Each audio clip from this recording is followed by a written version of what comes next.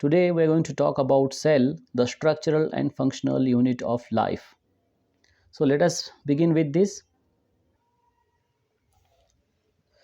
All organisms, including ourselves, are made up of microscopic cells. These cells perform activities which contribute to the overall task of an individual. It is also to note that majority of the organisms start their life as a single cell.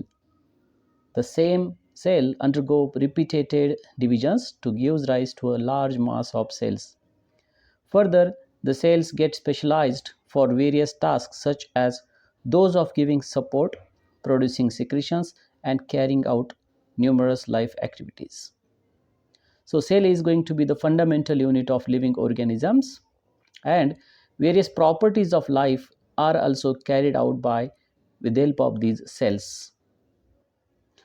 Cells. Some main points about cells are as follows. All living beings are made up of cells, whether plant, animals, microbes. All living beings are made up of cells.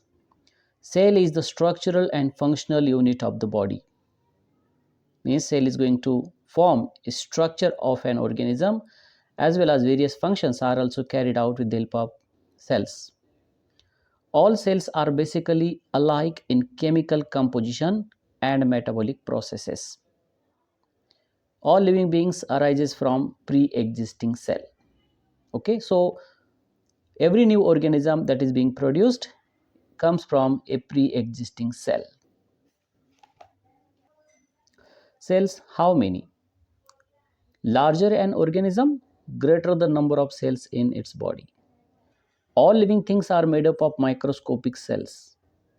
Some living things are formed of just one cell, like the bacteria and amoeba, while large plants and animals are composed of billions of cells. Children, you need to understand that cell is the basic unit of life. All the living organisms, whether they are bacteria, unicellular, or amoeba, they are made up of cells, and large plants and animals also again composed of billions of cells. So on the basis of these numbers, the organisms are divided into unicellular organisms and multicellular organisms. So unicellular organisms, living organisms made up of only a single cell, are called as unicellular organisms. Example, amoeba, paramecium, bacteria, chlamydomonas. So all these organisms are made up of single cell. You know amoeba, it is a freshwater organism, belongs to protozoa. Paramecium, another unicellular protozoan. Bacteria, a kind of prokaryotic cell, and chlamydomonas, a plant cell. All these cells are unicellular. Multicellular organisms, majority of living organisms are made up of millions or even billions of cells and are called multicellular organisms. Example, volvox, rose, mosquito, mango, and humans. All these members contain millions and billions number of cells.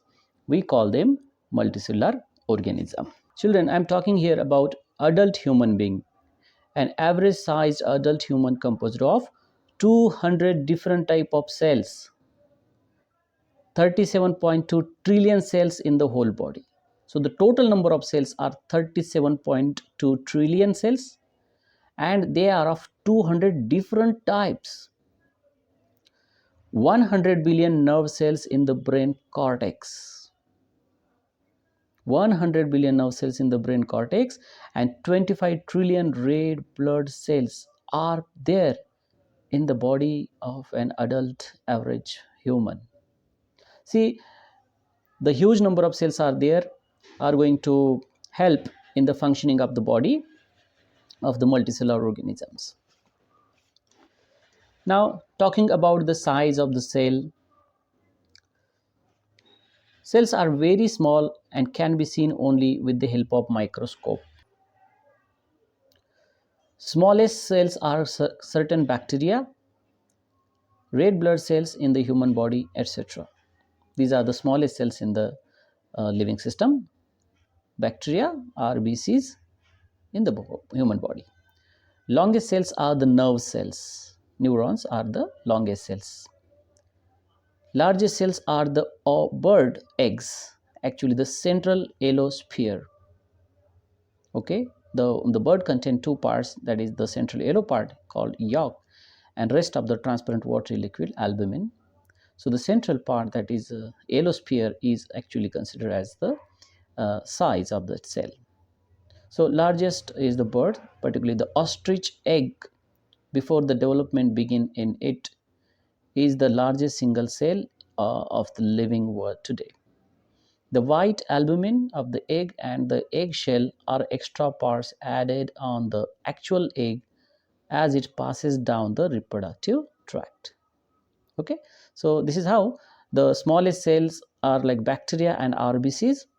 Longest cell is the nerve cell, and largest cell are the bird eggs. Example, ostrich egg is the largest cell present today.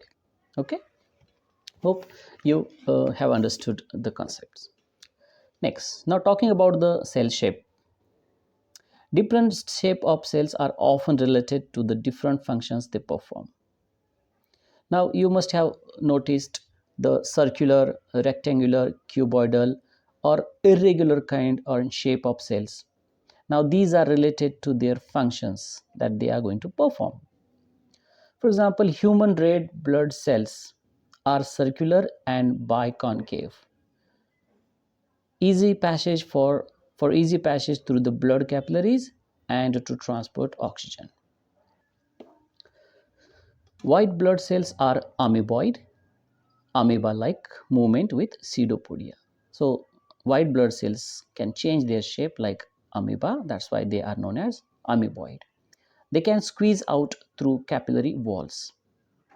You know that the smallest blood vessel is capillary and is made up of a single layer of cells. So these WBC cells can squeeze out through these small intercellular spaces in the tissue in search of some microbes due to with the help of this amoeboid movement. So they can change their shape. Nerve cells are long to conduct impulses from distant part of the body to the brain and vice versa. Guard cells of stomatal pore in the leaves are bean shaped to open and close it. You might have seen the diagram for the guard cells, stomata.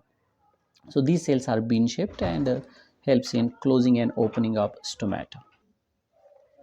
So that's it, children, for the video. I'm going to stop here, and the next part, that is the gross structure of the cells and the essential parts, will be discussed in the next lecture. Okay, see you soon. Bye bye.